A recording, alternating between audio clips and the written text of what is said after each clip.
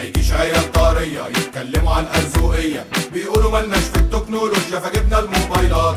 نزلنا الابليكيشن يلا حياتكم بلاي ستيشن، يا بتوع مامي وبابي تعالوا عشان تشوفوا الحركات. بتقولوا عيال طارية عشان بنلعب يعني شوية، في حاجات كتير احنا بنعملها وانتوا مش عارفين. العالم ده بيتطور واحنا متابعين وبنطور، وبنعمل الجديد مش فرافير ولا ضايعين. جزارين نقاشين ميكانيكية وطباخين، حظاظات او ساعات وتصوير كل الحاجات، سباكين نجارين وفرجية وحلاقين، مخبوزات وموبايلات لابتوبات واكسسوارات.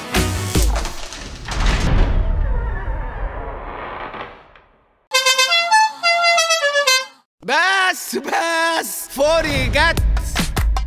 اخواتنا الأرزقية والشباب الحلوة دي، الرجولة والشهامة ويا التجديد والتطوير، اللي ما يعرفكم يجهلكم وانا جاي اسهلها لكم. ركزوا معايا عشان بجد الموضوع كبير. ابليكيشن نزلوها في الشغل هتحتاجوها، اي حاجة هتعوزوها جوا منها هتلاقوها. عندي شغل عايز اعرضه، وفي شغلي يا ناس انا اعمل ايه؟ نزل على كام صور فيديو ب 290 جنيه. على كام ابليكيشن على كام؟ كنا هنتفرق لكن اتجمعنا في على كام.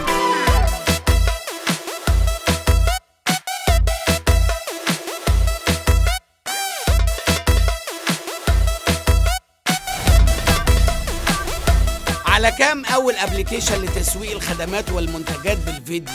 على كام فوري جت.